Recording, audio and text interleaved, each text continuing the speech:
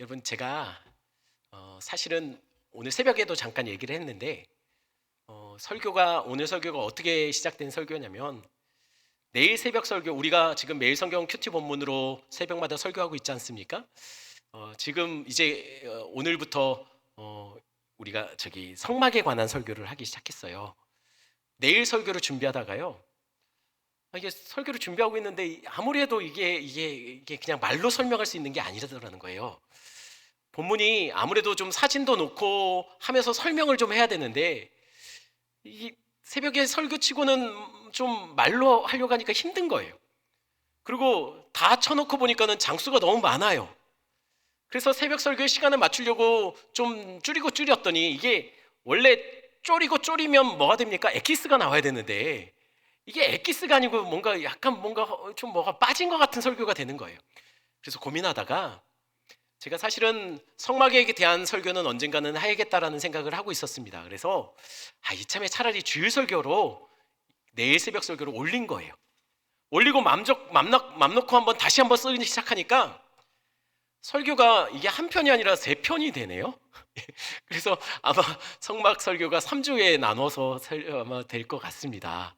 아마 들으시면서 도대체 창세기는 언제 신도 나가려고 이렇게 생각하시면 여러분 걱정하지 마시고 아마 성막이 끝나면 바로 이어서 창세기 설교로 이어갈 거라고 생각합니다. 바라기는 주님 언제 오실지 모르지만 주님 오시기 전에 창세기는 마무리할 겁니다. 그러니까 여러분들 기대하시고 계속 들으시면 좋을 것 같고요. 한번 설교 시작하겠습니다. 여러분 인생 속에 정말 손꼽아 기다리다가 만났던 어떤 만남들이 있지 않습니까? 굉장히 여러분 인생에 굉장히 의미 있게 다가왔던 만남, 그런 만남들 혹시 기억하십니까? 혹시 어떤 만남이 기억나나요? 예를 들면 이런 만남이 여러분들에게 특별했겠죠. 혹시 가족 중에 멀리 해외에 떨어져 있다가 정말 몇 년 만에 만나면 너무 기쁘겠죠. 또는 어렸을 때 정말 굉장히 동네 친구고 학교 친구였는데 오랫동안 연락이 끊긴 상태에서 정말 오랜만에 옛 친구를 만나게 되면 너무 반갑겠죠. 여러분 만약에 그런 만남을 하게 되면 여러분들은 무엇을 준비하고 그 만남을 위해서 어떤 수고를 하시게 됩니까? 여러분 오랜만에 동창을 만나게 되면 여러분들 어떤 준비를 하고서 그 만남을 준비하시죠? 집에 있는 옷 중에 제일 좋은 옷 챙겨 입으시나요? 혹시 마트에 가는 백하고는 좀 다른 백 들고 나가시겠죠. 왜요? 기죽으면 안 되니까. 특별히 나보다 공부 못했던 사람보다 제가 더 잘 된 것 같이 보이고 싶은 마음들이 있죠. 여러분 특별한 만남을 하려고 하면은요, 사람들은 좀 더 신경 쓰고 더 많은 수고를 들이고 더 많은 준비를 하게 됩니다. 제가 군에서 첫 휴가를 나왔을 때 있었던 일입니다. 전 휴가가 다른 사람들에 비해서 좀 많이 늦었어요. 왜냐하면 제가 휴가를 나가야 될 때쯤 돼서 저희 부대가 철책에 들어갔습니다. 그래서 제가 철책에 들어가면, 그러니까 이 휴전선에 들어가면, 경비에 들어가면 그러면 휴가를 나올 수가 없어요. 그래서 저는 휴가가 굉장히 늦어져서 첫 휴가를 제가 입대한 지 1년이 넘은 때 나왔어요. 그러니 제가 얼마나 군대에 있으면서 사람이 보고 싶고 정말 먹고 싶은 거, 그리고 정말 하고 싶은 것들이 얼마나 많았겠습니까? 그래서 휴가를 일주일 정도 남았을 때 제가 수첩에다가 그거를 깨알같이 다 적어놨어요. 이건 할 거다, 이거 해야지, 이 사람 만날 거다, 순서를 쫙 적었습니다. 그리고 드디어 휴가 당일이 됐습니다. 제가 군부대 문을 벗어나는 순간 제가 제일 먼저 하기로 마음먹었던 것은 제가 꼭 만나야지 한 그 1호 그 사람, 그녀를 만나러 갔어요. 딴 데 세지 않고요, 딴 데 눈 돌리지 않고, 딴 데 지체하지 않고 바로 그녀를 만나러 갔습니다. 그녀가 누굴까요? 어머니입니다. 어머니 만나러 갔어요. 정말 1년 만에 어머니를 보게 되는데 가면서 막 이렇게 길이 굉장히 이게 긴 것처럼 느끼는 거예요. 평소보다 더 길게 느껴지는 거예요. 근데 가는 길에 빈손으로 들고 가기 좀 그렇지 않습니까? 1년 만인데. 그래서 제가 가다가 마침 눈앞에 노점상에서 꽃을 파는 거예요. 그래서 꽃을 한 다발 샀습니다. 그리고 어머니 가게 문을 열었어요. 문이 열리자마자 어머니가 보이는데 어머님이 저를 보면서 깜짝 놀라시면서 제가 일단은 어머니 깜짝 놀래키는 데는 성공했습니다. 근데 이제 그 뒤에 갑자기 어머님이 막 깜짝 놀라면 되는데 막 우시는 거예요. 속으로 이게 아닌데 싶은 거죠.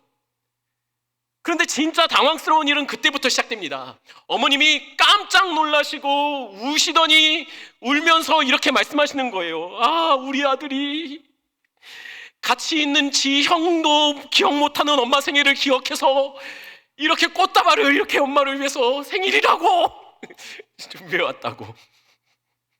여러분, 제가 그 말을 듣는 순간 어머니에게 뭐라고 했을까요? 정말이에요? 난 몰랐지. 오는 길에 마침 보이길래 사왔는데 이렇게 말했을까요? 그렇게 말 못했습니다. 제가 어머니 기분을 깨고 싶은 마음이 없었어요. 그래서 그렇게 말을 했어요. 뭐 별것도 아닌데 그거 갖고 이렇게 우세요. 아무것도 아닌데 뭐 그냥 별거 아닌 거 갖고 왔는데 뭐 그거 갖고 그렇게 그러세요 라고 하고 넘어갔습니다. 그때로부터 한 30년 조금 안 되게 지났어요. 전 아직까지 어머니에게 이실직고하지 않았습니다. 저희 어머니 몰라요. 정말 몰랐다고. 그냥 오는 길에 마침 꽃이 보이길래 그냥 사서 준 것뿐이라고. 그러니 어머니는 좀 이제 좀 헷갈리지 않게 음력으로 생일 이제 그만하시고 양력으로 좀 바꿔서 생일 좀 지키시자고. 아직 그런 말 못했습니다. 하지만 지금 생각해보면 어머니가 감동받은 것은 아마도 꽃 때문만은 아닐 거예요. 그렇죠? 꽃이 그렇게 감동을 주는 거였다면 어머님이 스스로 꽃을 사셔도 됐을 거예요. 어머님은 사실 꽃이라는 선물에 아들이라는 존재가 담겨져서 선물을 받았기 때문에 좋아하셨을 거예요. 꽃이 좋아서가 아니라 보고 싶던 아들이 꽃을 들고 왔기 때문에 좋아하셨을 거라고 저는 믿습니다. 중요한 것은 아들 손에 들여있는 꽃이 아니라 꽃을 들고 있는 아들이 좋았을 거예요. 저는 그렇게 믿고 싶습니다. 여러분, 그럼 이렇게 묻고 싶습니다. 여러분들은 오늘 교회에 오시면서 하나님을 만나러 오는 이 자리에서 여러분들은 어떤 준비를 해오셨습니까? 여러분은 이곳에 올 때 하나님을 만난다는 그 기쁨을 가지고 이곳에 모였을 텐데 여러분들은 어떤 수고, 어떤 준비, 어떤 헌신을 드리고 가지고 이곳에 오셨습니까?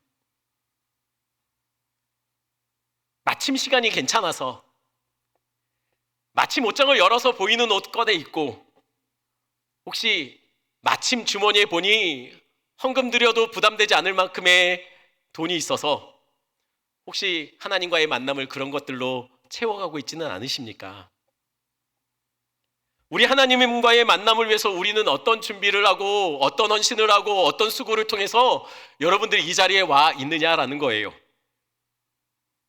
한번 이스라엘 얘기도 한번 해보겠습니다. 여러분, 광야의 이스라엘 백성들은 어떻게 하나님을 만나러 갔을까요? 여러분, 광야의 이스라엘 백성들은 하나님을 만나기 위해서 어떤 수고, 어떤 준비를 했을까요? 아무래도 특별한 만남 아닙니까?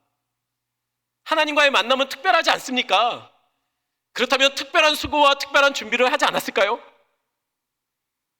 그럼 광야 이스라엘 백성들은 하나님을 만나려면 어디로 갔을까요? 우리 출애굽기 29장 43절 말씀 다시 한 번만 읽어보겠습니다. 함께 있습니다. 내가 거기서 이스라엘 자손을 만나리니 내 영광으로 말미암아 회막이 거룩하게 될지라. 이스라엘은 하나님을 만나기 위해서는 성막 또는 회막이라고도 불립니다. 그곳으로 가서 하나님을 만났어요. 이스라엘 사람들의 생각에는 하나님을 만나는 곳, 하나님이 계신 곳은 성막이었어요. 그래서 그들의 생각에는 특별히 지성소 안에 있는 하나님의 임재의 상징인 성막, 법궤, 거기에 하나님이 계신다라고 생각했어요. 그래서 이스라엘 사람들은 하나님을 만나려면 일단 성막으로 가야 했습니다. 자, 그러면 그들이 하나님을 만나기 위해서 했던 헌신과 준비가 무엇인지 우리가 한번 그것을 한번 살펴보자는 거예요. 그러기 위해서 한번 이렇게 가정하겠습니다. 우리가 광야의 이스라엘 백성들 중에 한 명이라고 우리가 가정을 해보자는 거예요. 우리가 이스라엘의 지금 한 명의 사람이라면 우리가 성막으로 가는 길을 어떻게 어떤 과정을 거쳐서 가는지 우리가 한번 따라가 보자는 거예요. 그러면 이스라엘 사람들이 하나님을 만나러 갈 때 어떤 헌신과 어떤 준비를 하는지 우리가 좀 알 수 있을 거 아닙니까? 그러니까 우리가 한 명의 이스라엘이 한번 돼보자는 거예요. 자, 우리가 한 명의 이스라엘입니다. 그러면 우리가 광야에서 제일 먼저 하나님을 만나려면 어떻게 해야 될까요? 당연하죠. 성막으로 가야 합니다. 성막으로 가려면 먼저 확인할 게 있습니다. 그게 뭘까요? 성막이 어디에 있는지를 알아야 돼요. 우리 사진 한번 볼까요? 이 사진은요, 성막을 중심으로 광야의 이스라엘 백성들이 어떻게 그 주변을 통해서 진을 쳤는지, 말하자면 이스라엘의 진영의 배치도입니다. 이스라엘 백성들은 성막을 치고 그 중심으로 해서 동서남북에 각각 3개 지파씩, 그래서 4의 방향이니까 총 12지파가 성막을 중심으로 해서 그렇게 진을 쳤어요. 텐트를 치고서 지냈다는 거예요. 그런데 여러분, 사진에 보면 제가 빨간 박스로 네모나게 12지파 중에서 표시한 지파가 있죠. 이 지파가 누굴까요? 왜 쳤을까요, 제가? 여러분, 제가 각 방향에 하나의 지파에 빨간색 네모 박스를 친 것은요, 성경에도 나와 있는데 각각의 방향에 3개의 지파가 있지만 사실은 3개의 지파에 1개의 지파가 대표 지파입니다. 성경에서 그렇게 정해놔요. 이들이 제일 앞장서고요, 깃발을 들어요. 그러니까는 이 지파들이 그 방향에 있는 나머지 지파들을 통솔하고, 말하자면 모든 상황들을 총괄하는 책임을 지는 지파예요. 대표 지파죠. 지도자 지파라는 거예요. 자, 그렇다면 다시 돌아와, 내가 이스라엘 백성들 중에 한 명이라면 내가 성막으로 가야 합니다. 그럼 저는 어디로 가야 될까요? 이 지도상으로 보면 제가 먼저 어디로 가야 될까요? 당연하죠. 유다 지파 쪽으로 가야 됩니다. 왜죠? 여러분 보시면 아시겠지만 성막의 입구가 어디에 있습니까? 동쪽에 있어요. 그 입구에 자리 잡고 있는 지파가 어떤 지파입니까? 유다를 중심으로 한 3개의 지파가 거기에 진을 치고 있습니다. 그러니 제가 만약에 이스라엘 백성으로 하나님을 만나러 간다면 제일 먼저 해야 될 일은 유다 지파의 땅으로 가야 되는 거예요. 아니, 혹시 에브라임 지파 사람이었으면 어떡할까요? 너무 돌아가죠. 그래도 유다 지파로 가야 돼요. 왜요? 하나님이 그렇게 명령하셨어요. 문을 하나만 내라고요. 아니, 좀 성막의 4방향에 다 문을 내면 얼마나 좋습니까? 그죠? 여러분 보면 고등학교나 학생들 보면 학교의 문은 항상 다 닫아놔도 꼭 빠져나가는 문이 하나씩 있어요. 그런 구멍들 다 있지 않습니까? 우리 그 구멍으로 다들 떡볶이도 사 먹고 수업 끝나고 쉬는 시간에 나가서 뭐 사오고 그랬지 않습니까? 여러분, 근데 왜 성막에는 다른 구멍이 없을까요? 몰라요. 하나님은 오직 하나의 동편의 입구만 허락하셨어요. 여러분, 아니 불편하지 않습니까? 돌아가게 만드실까요? 왜 그럴까요? 여러분, 어찌하다 보니까 이렇게 된 게 아니에요. 하나님이 다 이 안에 우리에게 어떤 메시지를 던지고 있는 거예요. 성막으로 나오는 사람들은 반드시 유다 지파의 땅을 밟아서 그래야만 하나님 앞에 나올 수 있다는 것이죠. 도대체 그러면은 여기에 들려있는 메시지가 무엇이냐라는 것이에요. 여러분, 도대체 왜 하나님은 굳이 동쪽에 입구 하나 두고 그 유다 지파 땅을 밟아야만 하나님 앞에 나올 수 있도록 만드셨을까요? 여러분, 혹시 유다 지파의 이름의 뜻이 무엇인지 아십니까? 유다의 뜻이 뭔지 혹시 아시나요? 아시는데 모르시는 척 하시는 거죠. 유다 지파의 뜻은 찬양이란 뜻입니다. 다시 말하면 여러분, 우리가 이스라엘 백성들 중에 한 명이라면 우리는 반드시 찬양이라고 불려지는 땅을 밟고 그러고 나야만 하나님께 나올 수 있다는 거예요. 여러분, 여기에는 굉장히 중요한 예배의 원리가 담겨져 있어요. 여러분, 하나님 만나기 원하시죠? 여러분, 진심으로 하나님을 만나고 경험하고 싶고 그 임재를 경험하기 위해서 이 자리에 앉아 있는 거 아닙니까? 그렇다면 여러분들 반드시 하셔야 될 것이 있어요. 그게 뭡니까? 여러분 찬양의 그 땅에 그 자리에 여러분들을 세우셔야 합니다. 여러분 예배가 무엇으로 시작되죠? 다같이 묵도하심으로 예배가 시작될까요? 아니에요. 예배는 찬양으로 시작됩니다. 성경에 보면 예수님이 기도의 법을 알려주시는데 그 기도의 그 주기도문의 제일 첫 마디가 뭡니까? 찬양으로 시작돼요. 우리 성경학교나 주일학교 때 배웠던 기도의 5손가락이 뭡니까? 찬양이에요. 첫 번째 손가락이 찬양이에요. 여러분 이스라엘 백성들이 전쟁을 나갈 때 제일 먼저 앞장세웠던 게 뭔지 아십니까? 특공대를 앞장세웠을까요? 아니요, 찬양대를 앞세웠어요. 여러분 예배의 시작은요 찬양으로부터 시작되는 거예요. 그러니 우리가 자주 사용하는 이런 말들 여러분 많이 들어보셨죠? 예배 전 찬양 같이 하겠습니다, 또는 준비 찬양 많이 하겠습니다, 이런 말 많이 들어보셨죠? 여러분 그런데요 이 말은 잘못된 말입니다. 왜 잘못됐냐면 예배 전이나 예배 후에 예배 시간 밖에 존재하는 예배 시간 안에 포함될 수 없는 그런 찬양은 없습니다. 찬양은 예배 드리기 전에 아직 사람들이 도착하지 않았으니 사람들을 기다리는 그 애매한 시간을 채우기 위해서 집어넣는 그 무언가가 아닙니다. 찬양은 아직 정돈되지 않은 마음 때문에 정돈하고 분위기, 예배 드릴 수 있는 분위기로 전환하기 위해서 효과적으로 사용되는 그런 도구가 되어서도 안 됩니다. 찬양이 그 예배 자체입니다. 찬양에서부터 예배가 시작되는 거예요. 저는 우리 교회에 예배를 놓고 기도할 때마다 이런 마음들이 있어요. 여러분 요즘 인터넷이 발달됐지 않습니까? 그래서 맛집으로 소문이 나면은요 굉장히 허름한 집이라도 사람이 주변에 잘 안 다니는 외진 곳이어도 그렇게 맛집이라고 소문 한번 나면 사람들이 그렇게 바글바글해요. 사람들이 많이 가요. 어떻게 알고 그렇게 가는지 다들 가게 됩니다. 저는 우리 오산제일교회가 예배하면 맛집처럼 느껴졌으면 좋겠어요. 예배 맛집. 예배 속에 선포되는 그 메시지가 우리의 영혼의 양질의 양식이 되었으면 저는 좋겠다는 생각이 들어요. 늘 그렇게 기도하고 있습니다. 코로나 시간을 거치면서 많은 사람들이 집에만 있다 보니 이런 말들을 많이 하세요. 아유 바깥에 자주 못 나가고 집에 있는 시간이 많아지다 보니 코로나 때문에 내가 확진자가 됐어요 라고 얘기해요. 살이 확진자. 예, 코로나의 확진이 아니라 살이 확진자가 됐다라고 얘기를 해요. 그래서 다이어트 좀 해야 되는데 그런 얘기를 많이 합니다. 요즘 인터넷에 굉장히 많이 판매되는 게 집에서 운동할 수 있는 기구들이 많이 판매된대요. 여러분 그런데 안타까운 것은요 정작 다이어트는 어디에 해야 됩니까? 확진 몸에 해야 되는 거 아닙니까? 근데 많은 사람들이 다이어트를 쏙 빠진 영혼에 해요. 말씀의 시간을 줄여요. 기도 시간을 줄여요. 여러분 이게 문제라는 거예요. 우리 오산제일교회 성도들은 코로나임에도 저는 영혼이 확짐을 받는 그런 교회가 되었으면 좋겠습니다. 여러분들이 영혼이 양질의 양식, 주님을 만나는 시간으로 인해서 풍성해졌으면 좋겠다는 생각이 듭니다. 다이어트는 육신에만 성공하십시오. 영혼의 다이어트를 하지 마십시오.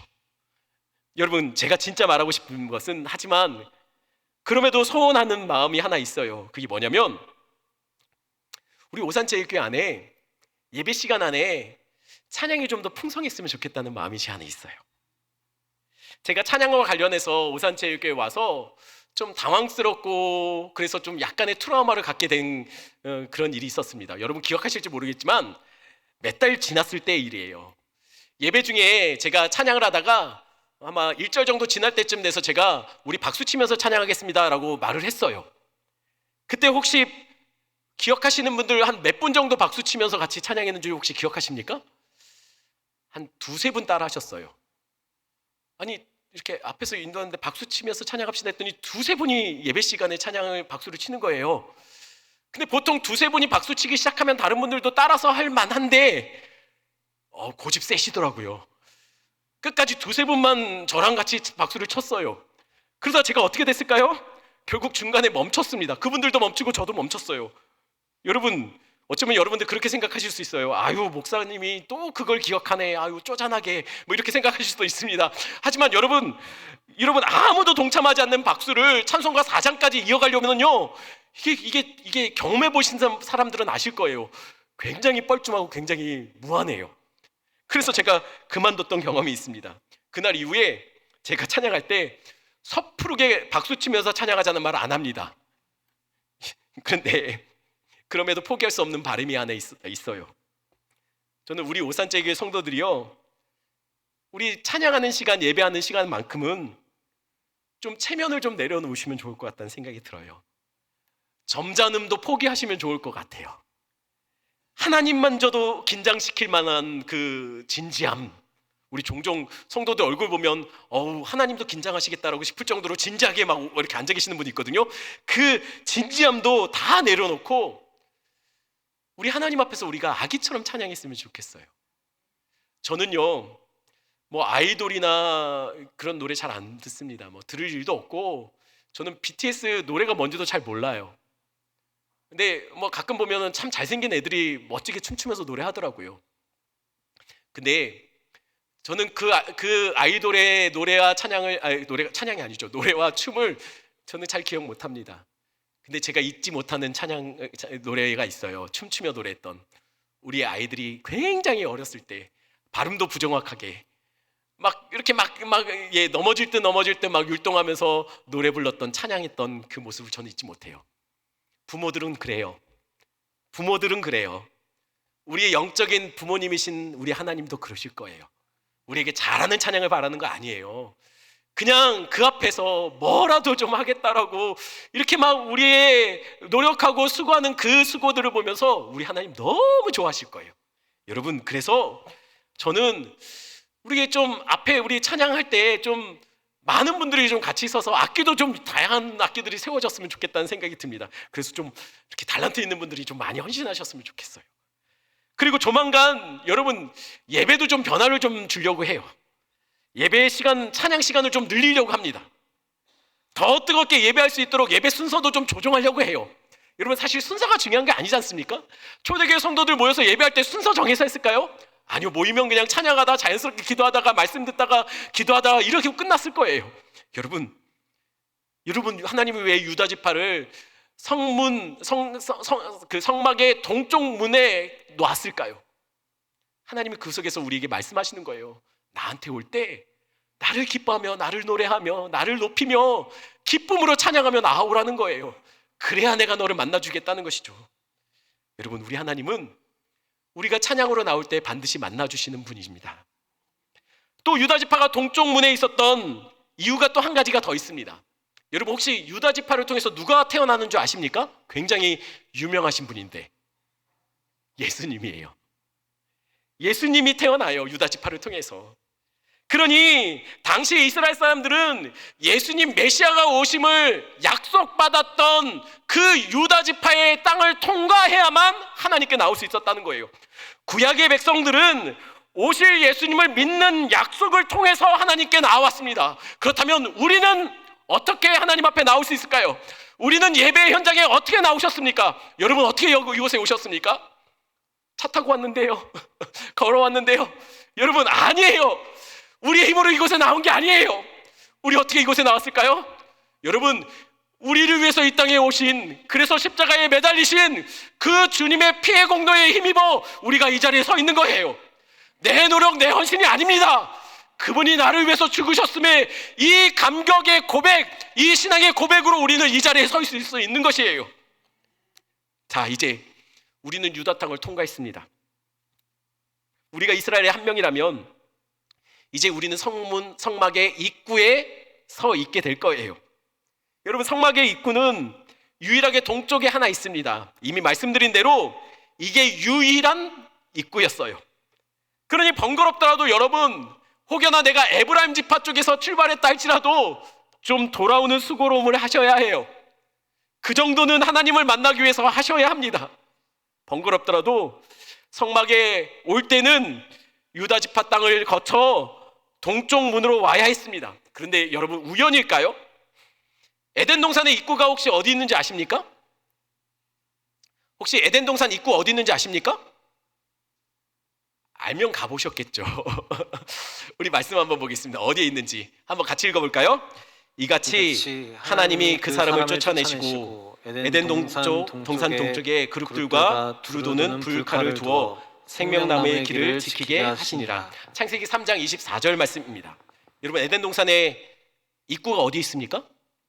동쪽에 있다라고 해요. 유일한 입구예요. 그래서 이곳만 막으면 범죄한 아담과 하와를 에덴 동산에 쫓아내셨는데, 이곳만 막으면 아담과 하와가 다시 들어올 수 없다는 것이에요. 그 동쪽 문에 그래서 그룹 천사들을 세우고 불칼을 그곳에 두었습니다. 들어오지 못하도록. 아담과 하와 혹여나 이 땅으로 다시 거슬러 에덴 동산으로 들어오면 죽는다라는 것을 보여주기 위해 그곳에 경고의 메시지로 그곳에 불칼을 두었다는 거예요.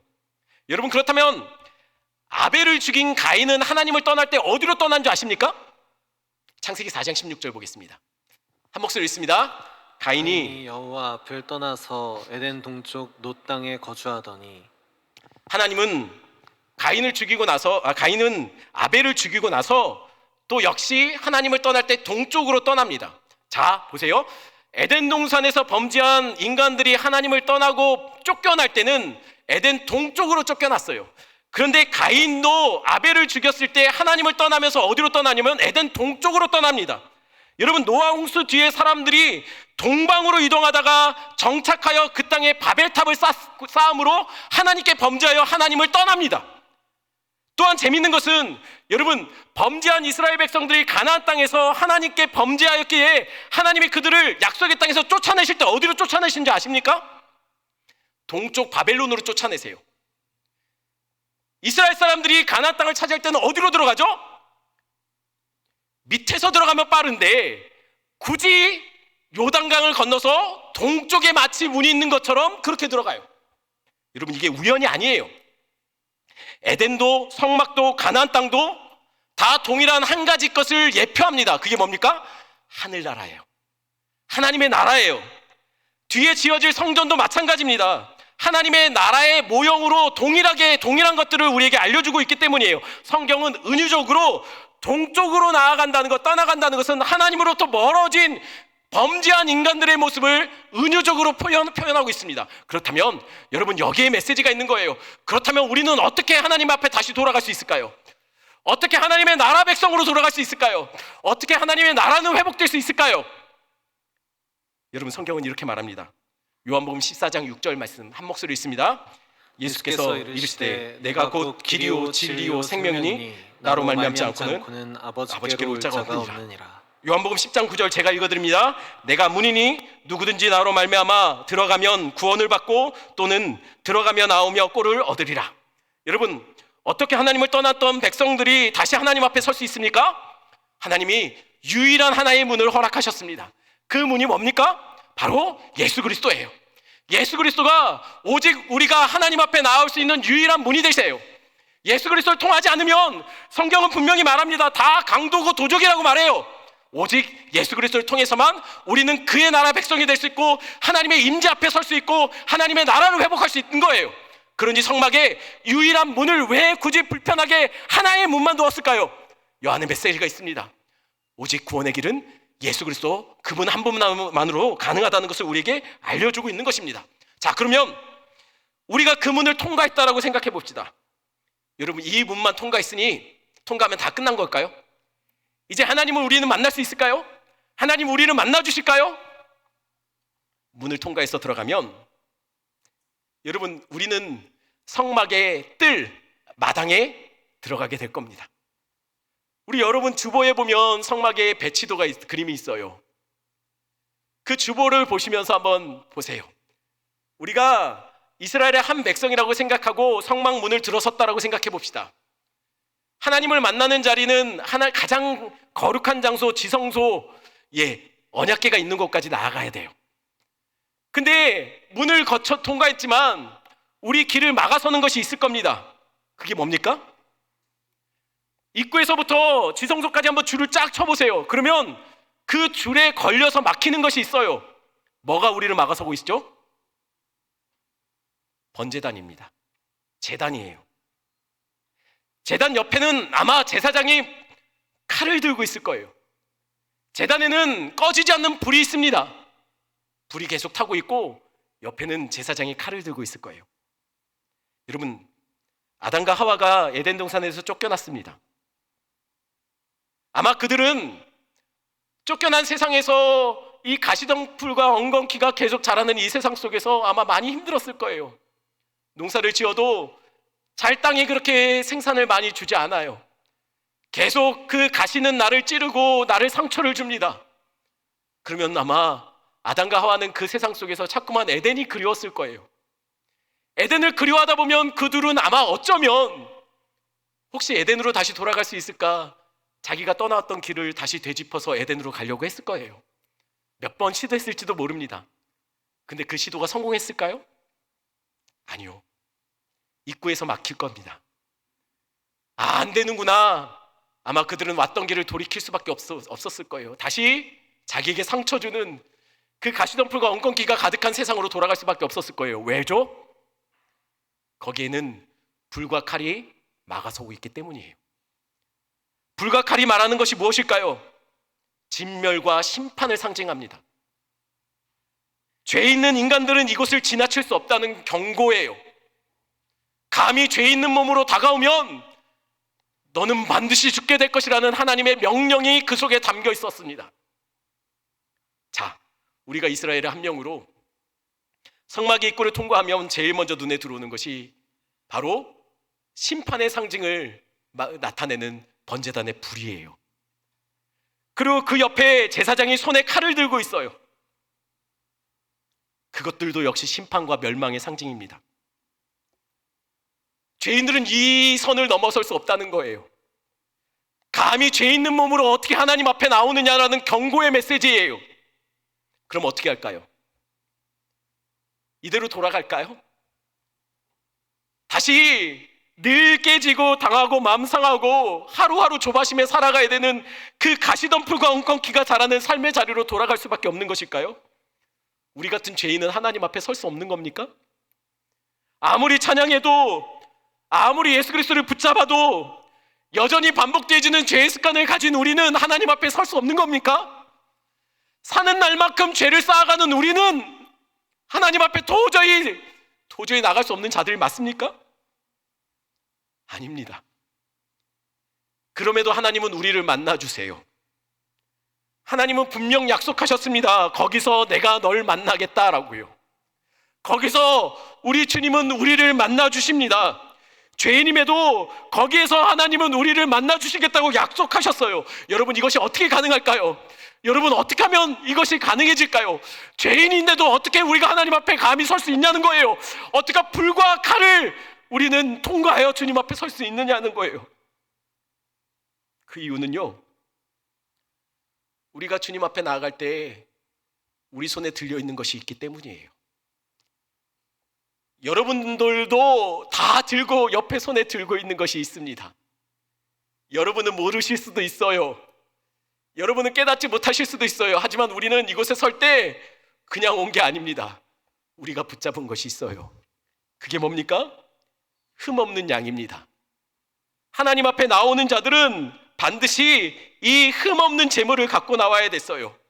그 흠없는 양은 어쩌면 내가 평소에 기르던 우리 집에 우리 안에서 내가 마음에 드는 거 하나를 골라서 갖고 왔을 수도 있습니다.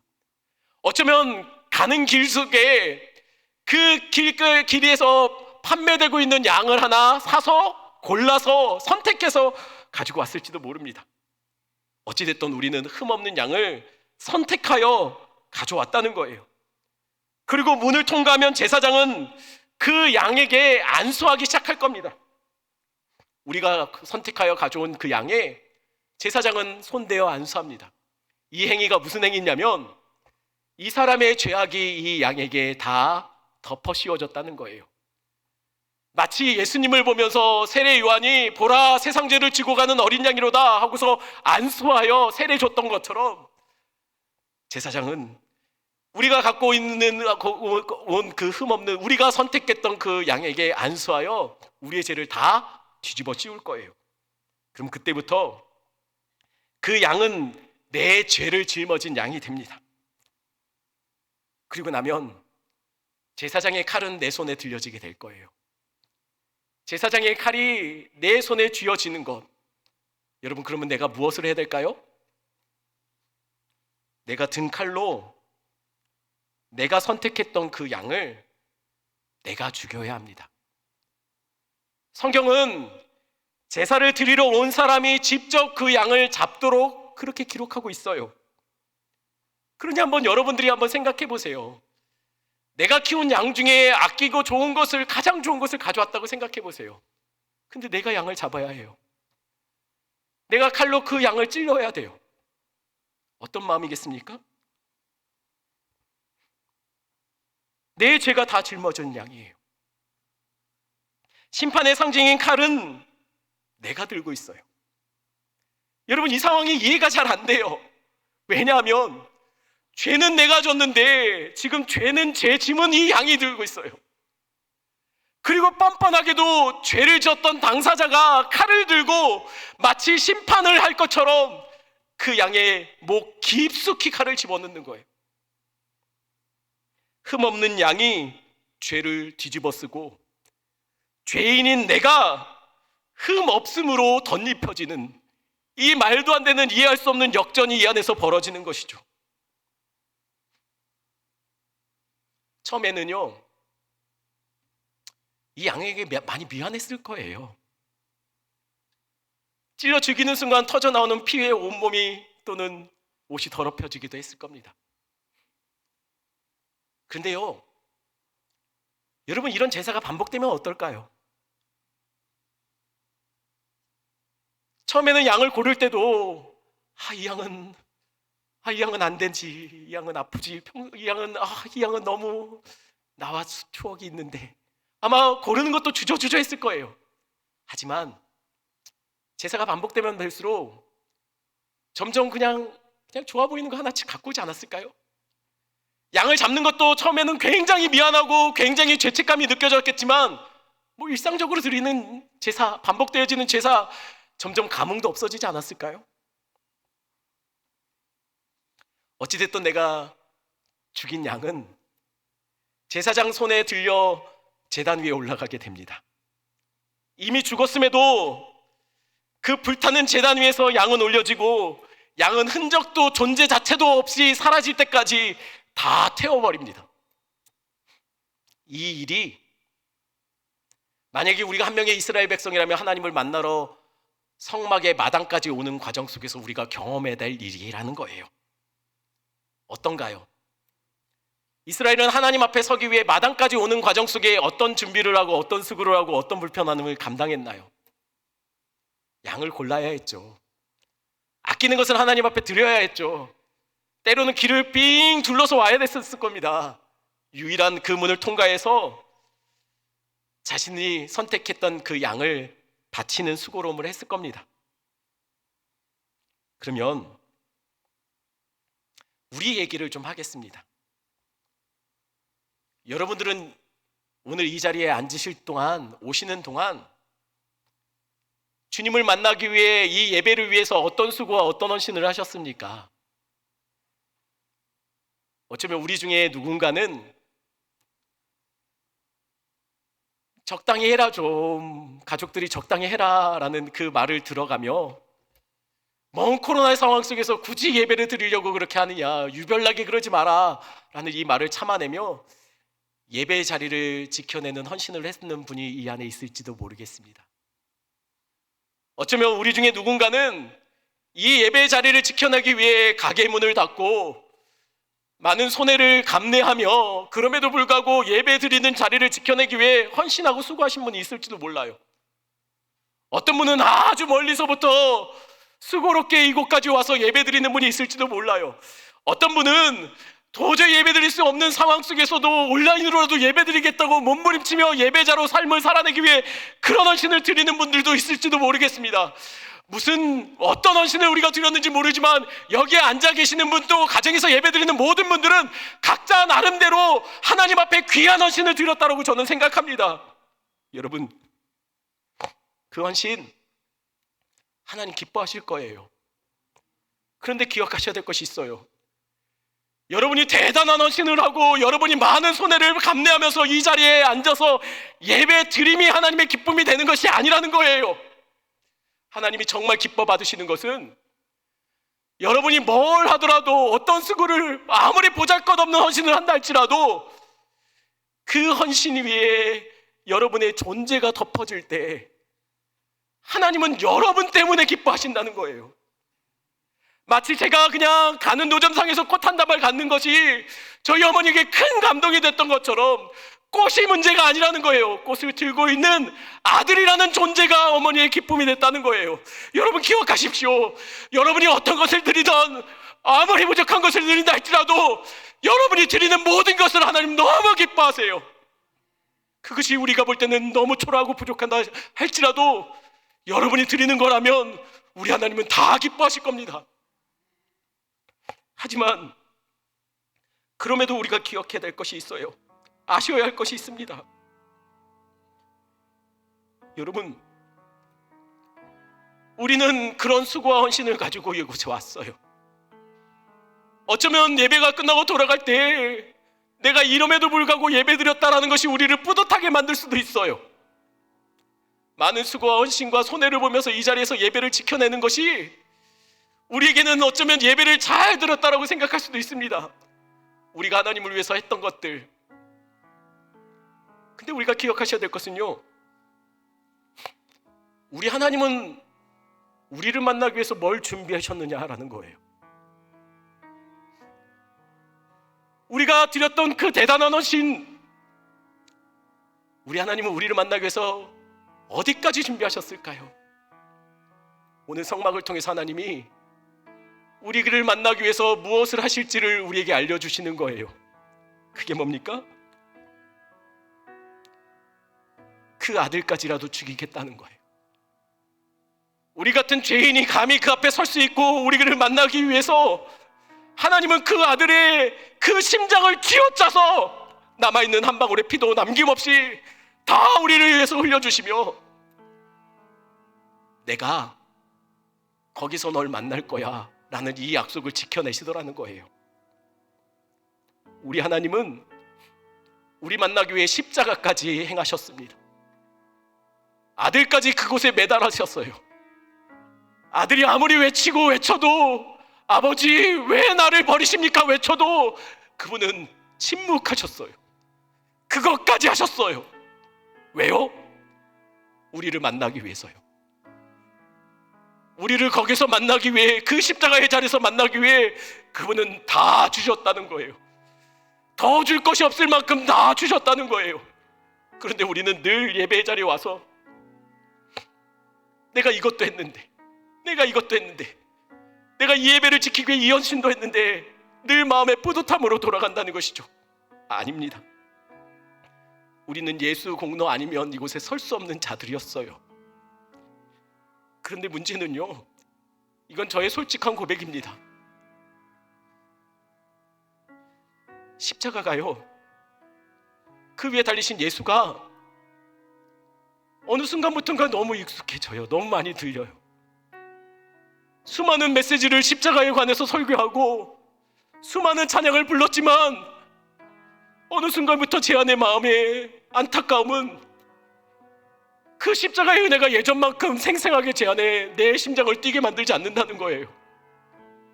마치 이스라엘 백성들이 첫 예배를 그들은 잊지 못할 겁니다. 고르고 그 양 하나 골라서 자기 손으로 깊숙이 칼을 집어넣으며 그 양이 죽어갈 때 그 안타까움들, 그 미안함들, 그 속상함들. 근데 그게 반복되어져 보니 어느 순간부터인가 몸이 건조해져요. 예수 십자가 공로 없으면 이 자리에 설 수 없음에도 불구하고 어느 순간부터인가 마치 내 힘으로 와 있는 것처럼 앉아있고 그냥 일상적으로 아무리 십자가를 말해도 들어도 찬양해도 노래해도 그것이 내 가슴을 뛰게 만들지 못하더라는 거예요.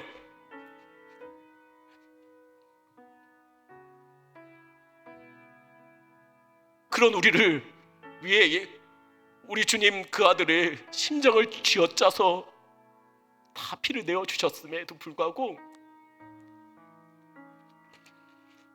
우리는 십자가를 이전만큼 생생하게 경험하지 못하는 삶을 살고 있다는 것이죠. 여러분 기억하십시오. 십자가 아니면 우린 여기에 못 서 있는 자들이라는 것을요. 우리 이 찬양 같이 하겠습니다. 주의 보좌로 나아갈 때